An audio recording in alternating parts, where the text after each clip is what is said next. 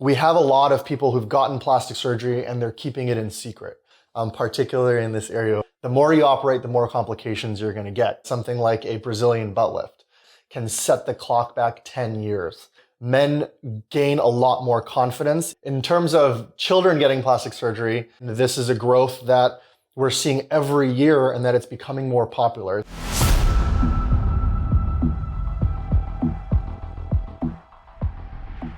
Hi, my name is Sagar Patel. I'm a facial plastic surgeon in Beverly Hills.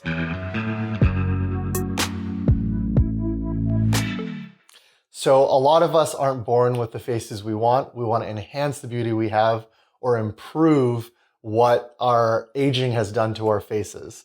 Because of this, we have amazing options from surgical to non-surgical to help rejuvenate, refresh, and improve the appearance of our faces.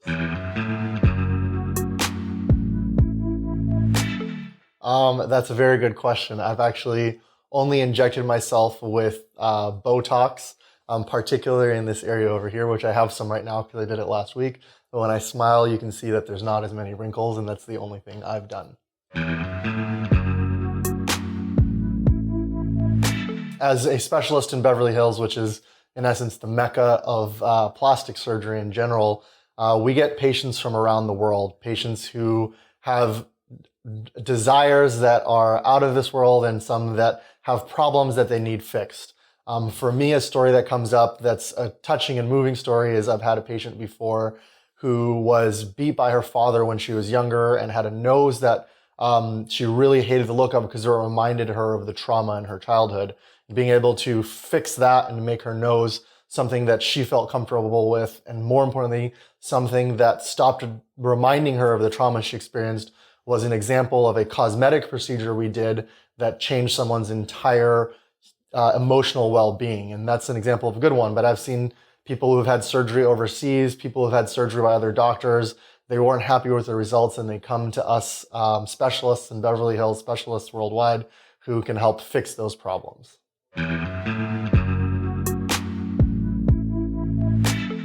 That's a very good question. I can go into detail on that. So tourism for plastic surgery in general is very popular because in the United States, a lot of our costs are prohibitive for people getting surgeries.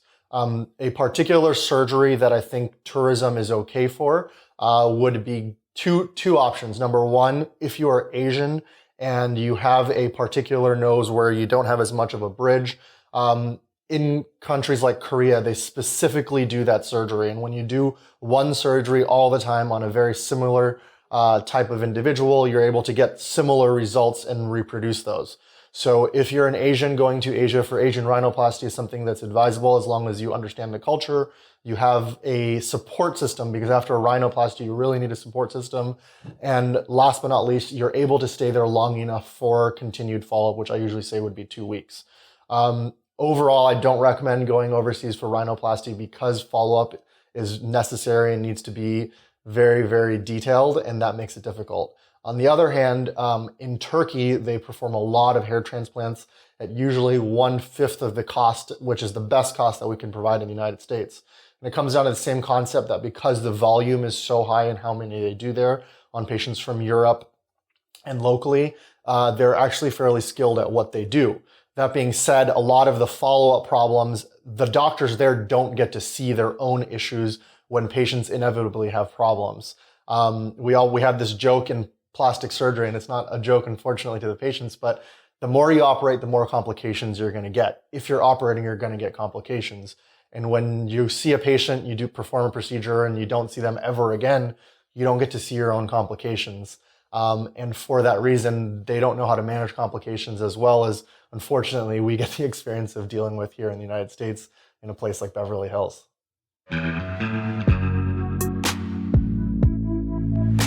Absolutely not. And that's one of the things that I take passion in today's world. Instagram has gone on as an aggressor and tried to limit plastic surgery appearances. Now, for the most part, most of the content I've seen on social media regarding plastic surgery coming from the providers is positive, educational, and giving people the opportunities of knowing what they can fix and not fix. Now, the problem comes in really when it comes to bullying and self-esteem issues is that we have a lot of people who've gotten plastic surgery and they're keeping it in secret. To me, plastic surgery, it's up to the patient whether they want to keep it in secret or not. But if you're a prominent figure and other people are looking up to you, looking up to how you look and trying to mimic that, it's really important that you're honest with your fans, honest with your audience. And I'm a big proponent that in improving self-esteem of today's younger generation, patients are more outgoing. Now, that's not the same for if you were to get plastic surgery or I were to get plastic surgery, as we're not people who have fans and people are trying to mimic our appearance. But when it comes to a lot of these models we're seeing on Instagram, who I can look at and I know I've done their lips, I know I've done their nose, and they're not forthcoming about that with their fans, that's the issue. For the most part, plastic surgeons, the content we're creating is all positive. We're not making people feel like they need plastic surgery. We're explaining and educating. The issue becomes that exactly is when you're hiding it. Now, when it comes to an individual, it's completely up to you on how open you are with it. We've seen a growth in the industry of about 3 to 5% in all procedures. And this is a growth that we're seeing every year and that it's becoming more popular. It's different by culture and it's different by geography. In countries like Brazil and Korea, it's normal to have plastic surgery. In countries like Lebanon, people walk around with a cast on their nose after a surgery because they're proud of it. It's a sign of wealth. And then in other countries like India, it's a taboo. So we're seeing a lot of geographic differences, but as time goes on, we're seeing it normalized more and more. So in general, all surgery and non-surgical procedures have possible risks. When it comes down to it, the most important thing about side effects is having open communication, and whoever your provider is, making sure they're qualified and making sure they're able to both manage the problems and let you know ahead of time what those problems could be.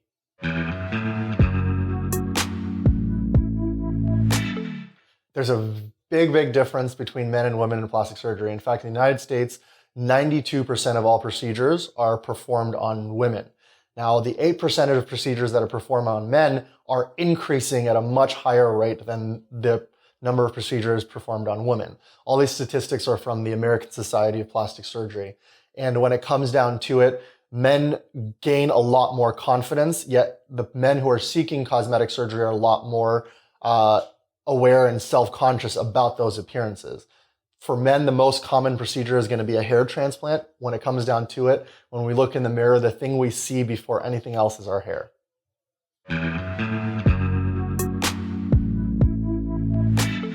So not all procedures need to be redone, and there's a big variation. Something like Botox only lasts 3 months, where something like a well-done facelift can set the clock back 10 years. There's no necessarily maintenance schedule and that you need to redoing it, but it depends on what you're talking about. Something like a breast implant, after a couple decades, you usually want to replace it, but something like a chin implant is good for life. Plastic surgery procedures vary by expertise of the provider, type of treatment, and the costs involved for that procedure.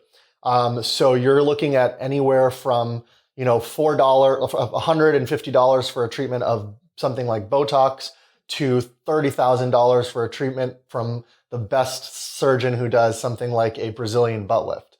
When it comes down to it, that variation is really going to depend on what you're able to put in and how much time it takes to get those results.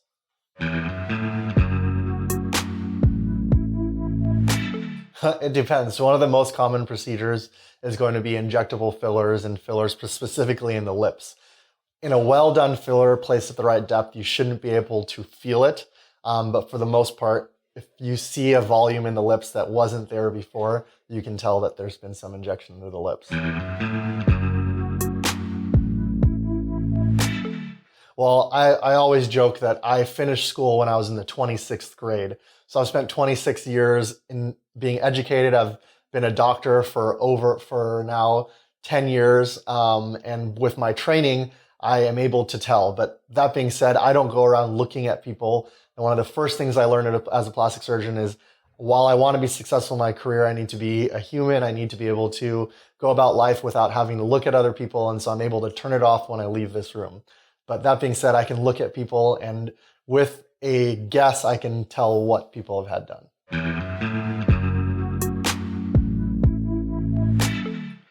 In a certain sense, I think society does judge how people look, and jobs are very cognizant of your appearance, particularly in certain jobs and sales jobs. But more important than that, and the reason we perform plastic surgery is not for you to get attention from others. We're specifically talking about the face, which is what I do, we're performing plastic surgery to improve your self-confidence, improve your self-esteem. When it comes to getting a job, if you're confident going into an interview, if you're confident about your skills, it's going to give you a better chance at landing that dream job.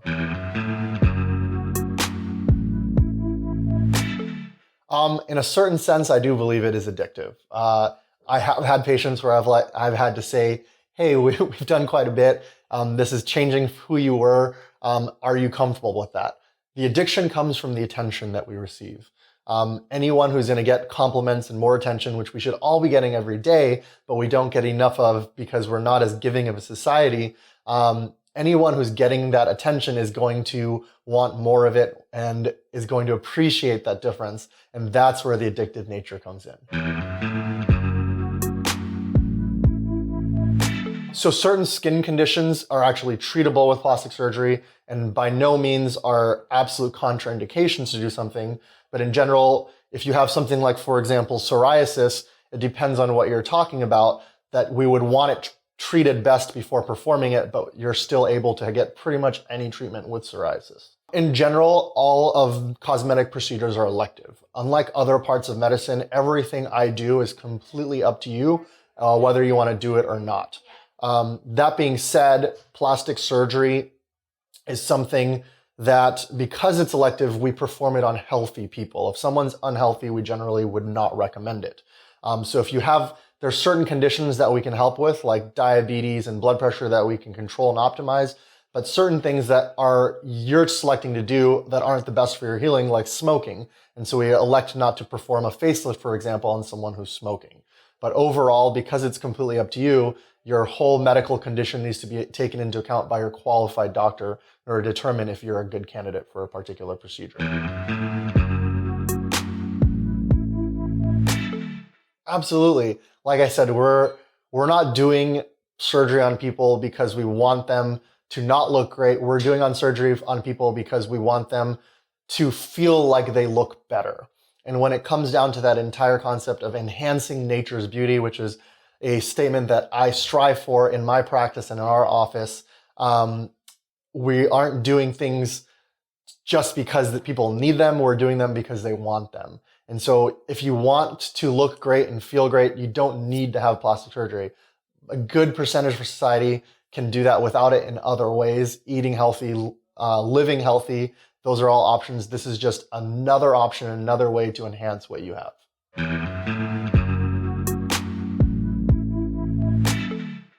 Well, hopefully the most important thing is that you feel you look better. If I had a patient who said other people are telling them that they look different or worse, I would ask them, what do you think when you see in the mirror?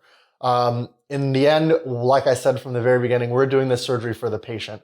I would never do a surgery on anyone who came to me and said, I think I want this surgery because I need a boyfriend, or I want this surgery because I want to get a job. The motivations for surgery are a big part of the initial consultation, and that initial consultation is me to discern what the patient's motivations are.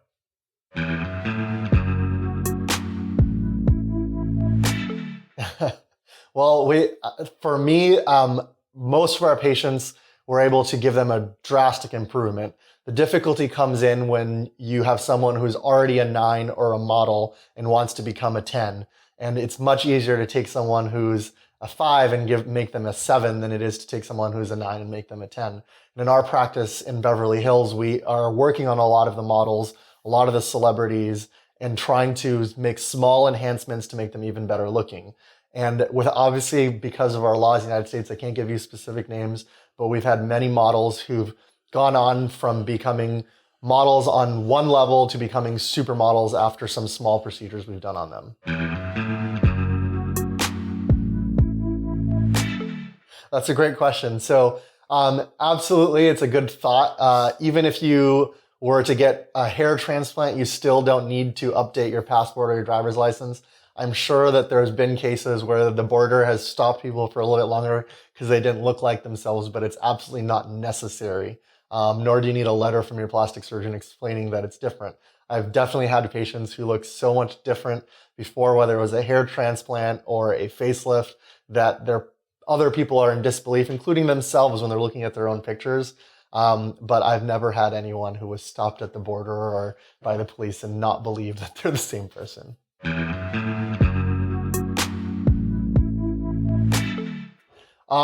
So as a profession, facial plastic surgery is very rewarding. We get to deal with both patients and surgery that are complex. And my advice is what I said before. Remember that we're not just holding tools in our hand, but our greatest tool is our ability to think and talk. And talking and getting to know people is the greatest part of our profession. And cherish that and enjoy it and use that to be your greatest tool. One of the first things I learned when I was in training as a facial plastic surgeon was that you have to learn how to turn it off. I trained with a doctor in Houston who's now the president of the American Medical Association, and he views our profession as more than just making people more beautiful. And one of the first things he told me was, even though you're going to think that analyzing every single individual that you see makes you a better surgeon, it's going to make you a worse person. And your goal is to be a better person, a better friend, a better doctor. And because of that, the most important thing is to turn it off as soon as you leave the office.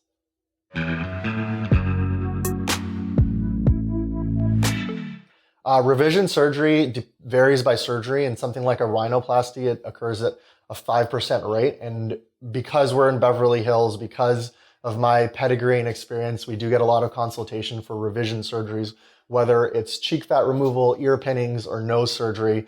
Revision surgeries are always more complex, and we're seeing more and more of them as deregulation occurs and people who are less experienced and less well-trained, more importantly, are operating and doing more procedures. We're seeing a lot more increase in people coming to us asking for revisions.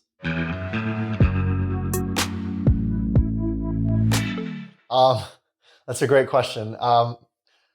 I have never done anything on my significant other, and she's asked me to, but at the same time, at a certain point, I think that every individual has a right to it. I obviously wouldn't charge them, but I would be more than happy to help her out.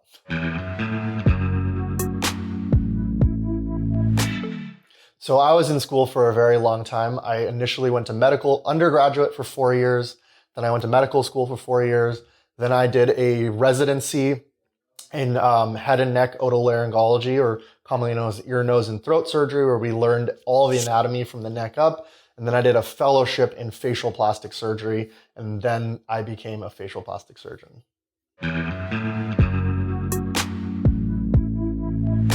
Very quickly, the main opportunity is either working for a hospital or a physician group or going out into solo practice. When it comes to plastic surgery, I'd say, as opposed to other medical fields, there are more of us who go into solo or private practice. Because the cosmetic industry is not reliant on insurance or needing to be in the hospital, we're able to do that. For me, that opportunity of owning my own business has been very rewarding. And I think that's a big part of the draw to cosmetic and plastic surgery.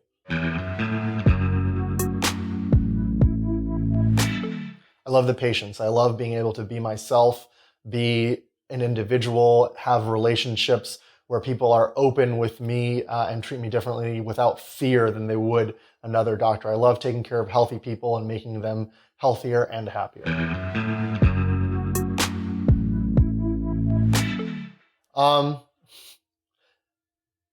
a good question. The fact that I have to think about it is a great answer. Owning your own business is a tough battle, and despite all of the 26 years of schooling I had, I never had the opportunity to learn how to own your own business. Whether it's filing taxes, the small percentage of insurance patients I do have to deal with, those are the parts of the job that I don't look forward to. But those are challenges, and I love overcoming challenges, so it's something that we just deal with.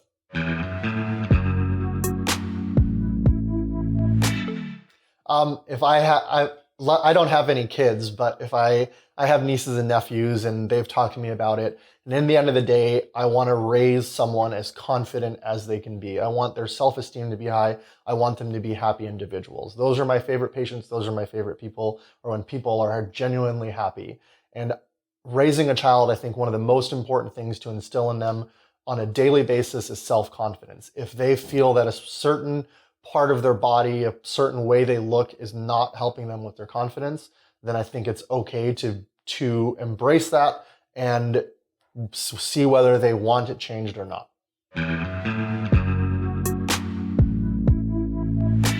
Love yourself. 3 words.